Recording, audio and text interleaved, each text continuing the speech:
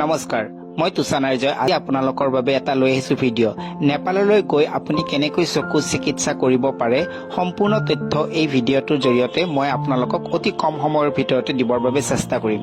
সৰহসংখ্যক মানুহে মোক প্ৰশ্ন কৰে, নেপালৰ এই হস্পিটেলখনলৈ কেনেকৈ ভাৰতবৰ্ষৰ পৰা যাব পাৰি, ভাৰতীয় টকা আৰু নেপালী টকাৰ মাজত কেনেকুৱা ধৰণৰ পাৰ্থক্য আছে, তাত নেপাল বৰ্ডাৰত প্ৰৱেশ কৰিবলৈ ভাৰতবৰ্ষৰ কোনখন কাগজ দেখুৱালে নেপালৰ বৰ্ডাৰত আপোনাক প্ৰৱেশ কৰিবলৈ দিয়ে, তাত থকা খোৱা লোৱাৰ ব্যৱস্থা কেনেকুৱা, হস্পিটেলখনৰ সা সুবিধাবিলাক কেনেকুৱা, খৰচ কিমান হয়, আপুনি নেপালৰ পৰা ইণ্টাৰনেশ্যনেল ৰ'মিং কেনেকৈ কৰিব পাৰে, সম্পূৰ্ণ তথ্য অতি কম সময়ৰ ভিতৰতে এই মই ভিডিঅ'টোত দিবৰ কাৰণে চেষ্টা কৰিম।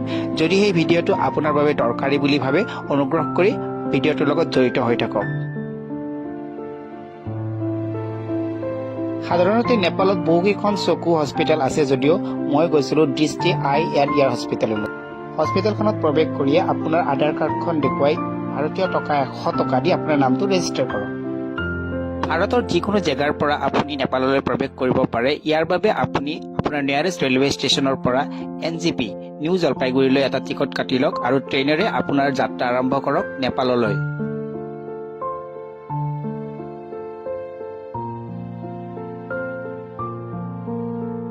NGPত আপুনি প্ৰৱেশ কৰাৰ পিছত NGP ৰেলৱে ষ্টেচনৰ ওচৰৰ পৰা এনেদৰে বাছ পোৱা যায় আপোনাৰ পানী টেংকি নামৰ এটুকুৰা ঠাইলৈ। 50 টকা ভাড়া ল'ব আৰু আপোনাক বাছখনে আনি পানী টেংকিলৈ নমাই দিব। পানী টেংকিৰ পৰা আপুনি বেটাৰী গাড়ী পাব যিয়ে আপোনাক নেপাল বৰ্ডাৰলৈকে লৈ যাব। ভাড়া 10 টকা বা 20 টকা ল'ব। এনেদৰে 20 টকীয়া বেটাৰী গাড়ীত উঠি আমি আহি পালোঁ কাকাৰ ভাটা নামৰ এটুকুৰা ঠাই। এইখন এখন ব্ৰিজ। এইখিনি হৈছে ভাৰত আৰু নেপালৰ সীমান্তৱৰ্তী এলেকা। ইয়াত আপুনি প্ৰৱেশ কৰাৰ বাবে আপুনি দেখিছে ইয়াত বিভিন্ন ধৰণৰ মানুহে ইয়াত অলৰেডি শাৰী পাতি আছে। এইখন এখন গেট হয় য'ত আপুনি ইণ্ডিয়ান চিকিউৰিটি ফ'ৰ্চ আৰু নেপাল চিকিউৰিটি ফ'ৰ্চক আপুনি আপোনাৰ তথ্য তেখেতসকলক দিব লাগিব। তথ্য মানে আপুনি তেখেতসকলক আপোনাৰ ভাৰতীয় তথ্য আধাৰ কাৰ্ড দেখুৱাব লাগিব ইণ্ডিয়ান চিকিউৰিটি ফ'ৰ্চক, আৰু নেপালৰ চিকিউৰিটি ফ'ৰ্চকো আপুনি আপোনাৰ ভাৰতীয় আধাৰ কাৰ্ডখন দেখুৱাব লাগিব। কি পাৰ্পছত আপুনি নেপালত প্ৰৱেশ কৰিছে সিহঁতে প্ৰশ্ন কৰিব পাৰে। আপুনি কৈ দিলেই হ'ল যে আমি চকু চিকিৎসাৰ বাবে গৈ আছোঁ। আপুনি তাত বিশেষ অসুবিধাৰ সন্মুখীন নহ'ব।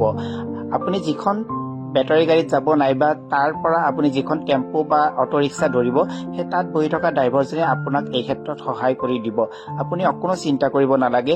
এই ঠাইখিনিৰ পৰাই আপুনি বেটাৰী গাড়ী, টেম্পু, অটো ষ্টেণ্ড এইবিলাক পাই যায়। তাৰ পৰা আপুনি নেপালৰ বাবে যাত্ৰা আৰম্ভ কৰিব পাৰে।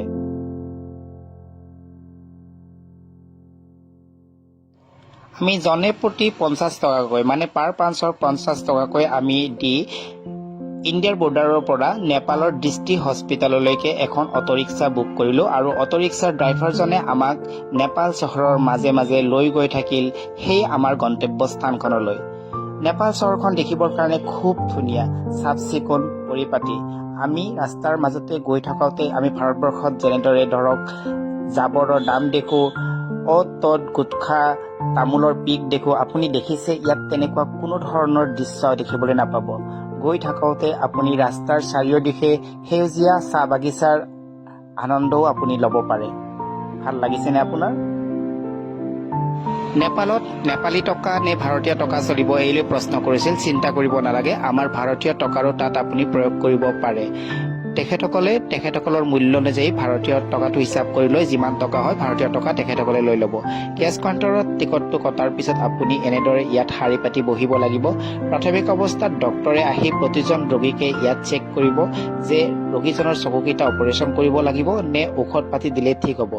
ডক্তৰে এনেদৰে ছেগ্ৰিগেশ্যন কৰি দিয়াৰ পিছত আপোনাক কোনটো নাম্বাৰত যাব লাগিব ডক্তৰে কৈ দিব। তাৰপিছত চিকিউৰিটি পাৰ্চনে আহি আপোনাৰ গন্তব্য নাম্বাৰলৈকে চিকিউৰিটি পাৰ্চনে আপোনাক লৈ যাব।